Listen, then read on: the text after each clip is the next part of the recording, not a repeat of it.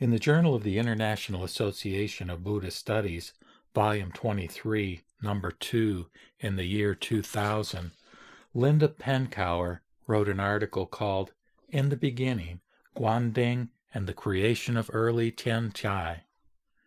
And the point I want to make in bringing out the reference to this particular article is just to remind us of the three major works by Chih-i or Chih-i, who lived from 538 to 597 in China, who was the founder of the Chinese school of Tiantai Buddhism, which later in Japan became Tendai, with essentially the leadership of Saicho. Now, I have to acknowledge that I'm basically in a learning mode when it comes to this particular lineage or tradition. I've been aware of it for a long time, probably 40 years, in the context of knowing that it was the school that primarily focused on the Lotus Sutra, that it viewed Lotus Sutra as the supreme of all the sutras, and that had to do with the syncretic, with the fact that the lotus really provided a framework for the encompassing of all the various schools and traditions within Buddhism, which is a big part of what attracted me to the Lotus Sutra in the context of upaya, or expedient means.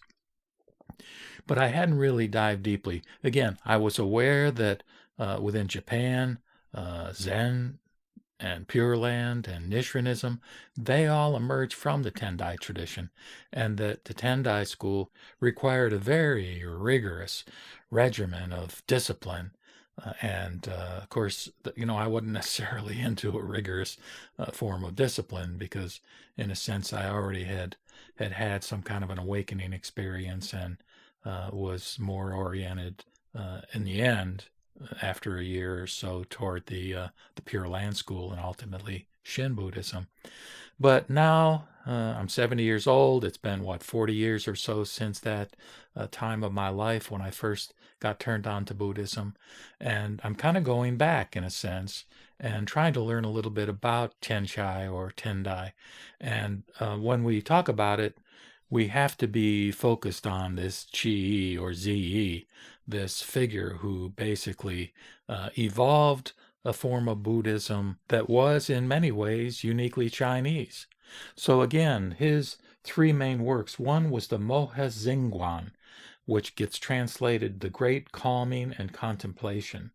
And then the other two that she mentions here in a footnote are the Fa Hua Zhuangyi, which is the profound meaning of the Lotus Sutra, and the third of his major works was Fa Hua Wenju, Words and Phrases of the Lotus Sutra.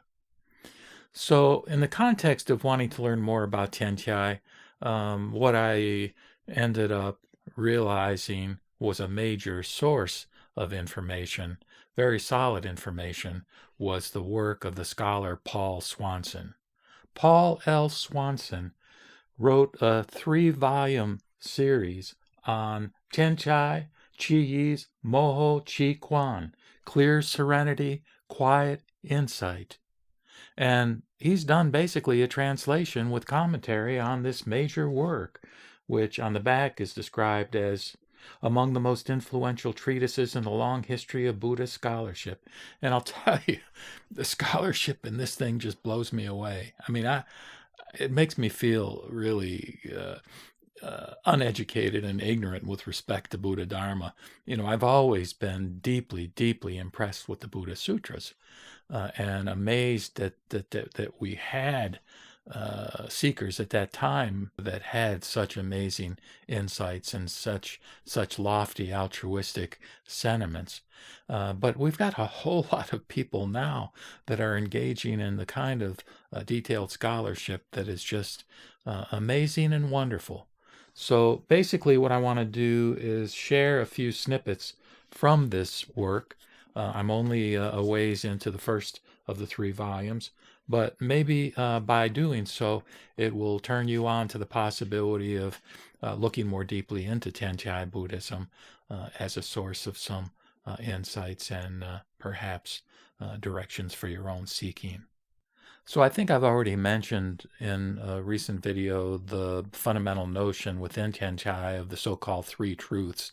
What I'm getting from my looking into this is that Nagarjuna basically talked about the two truths, and actually there was one of the verses in his Karika, I think it was in chapter 24, verse 18, where he alludes to a middle way, and some scholars have sort of latched onto that as seeing it as a link from Nagarjuna to Chih-i.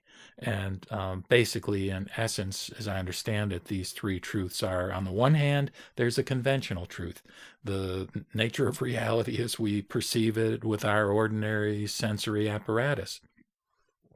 On the other hand, there's a transcendental truth, which is characterized by emptiness, which is the notion that's emphasized so much in the Mahayana Sutras, in particular in the Prajna Paramita Sutras.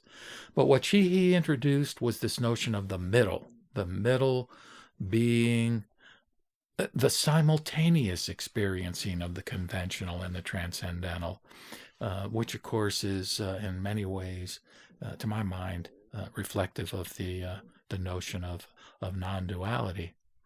But anyhow, here in the early pages of Swanson's book, he says, expressed in terms of the three truths, the supreme task of the Buddhist Dharma is to reinstate beings who have become mired in the biased views of existence and inexistence to the perfect holism of the middle, the intrinsic and all-embracing reality of Buddhahood.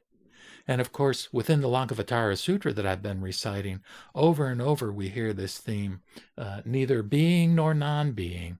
And so that is the paradox that we somehow get a glimpse of when we perhaps experience prajna, that source of wisdom that exists within each of us as our Buddha nature. Even so, he goes on to say, the ability to fathom the rounded middle differ according to the nature and degree of the individual's afflictive biases. We each have our own hang-ups, if you want to use a modern term. From this it follows that approaches to the middle will likewise vary, some subtle, others crude, some direct, others roundabout. And here it brings to mind that wonderful Sutra of Innumerable Meanings, which is the first of the three sutras in the Threefold Lotus Sutra, which in the second chapter talks about the innumerable meanings and how preaching varies as a function of individuals having different characteristics. The notion of different paths for persons of different capacities is fundamental to the entire medieval enterprise of classification of the teachings and one of the linchpins of Chih-i's own systemization of Buddhist doctrine and practice.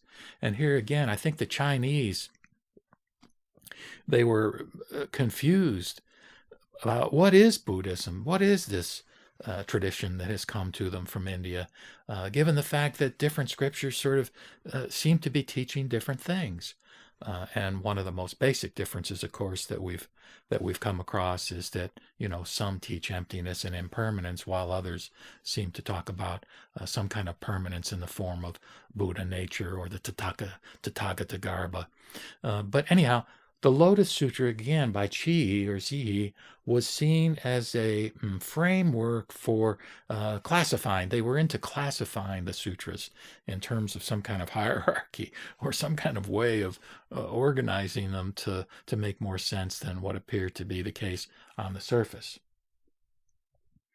So again, throughout his works, Chih-i professes an absolute faith in the cohesiveness of the Buddha's words, that these are connected, that since it is unthinkable, even heretical, to assume that doctrinal differences in the Buddhist sutras reflect rifts in Buddha's salvic vision itself, the only feasible explanation for Chih-i is that they are there by design, that the Buddha is crafting different approaches to be appropriate to the needs of particular individuals. And if you really want to get down to it, I think a case can be made that each individual has a different set of needs and ways of relating to spiritual life, even though they tend to get clustered into particular spiritual traditions and ultimately get, you could say, perhaps even hardened into particular religious traditions. The operative concept behind this design is the notion of skillful use of devices or means, upaya, which I think is one of the most important concepts in Buddhism. Upaya, the idea that the Buddha, out of unconditioned compassion for others, devised different doctrines and stratagems of discourse to accommodate the diverse capacities and circumstances of his audience. In his efforts to reveal the logic behind the received word, to reclaim the original intent of the Buddha, so to speak, Chih-i produced the foundations of Tiantai thought and practice. In essence, the three approaches to calming and contemplation, and the rudiments of the 5 periods and 8 teachings. So these were the things that apparently constituted the content of his approach, particularly this calming and contemplation methodology that apparently that this particular Moho Chih-kuan treatise addresses. And so this treatise, again, addresses primarily the practice that one would undertake in order to, to attain this insight of this application of upaya in the world of Buddhist doctrine. So anyhow, I'll leave it at that for now with this emphasis on upaya, and I'll probably do videos with additional snippets from Swanson and also a few little excerpts from the treatise itself to give a better idea to those of you who are watching these videos of this Tiantai tradition, and perhaps even later of the Tendai tradition, to the extent that I delve deeper into that as well. So with that, I'll leave it and say, Namo Meeta Boots, Namo Meeta Boots, Namo Meeta Boots.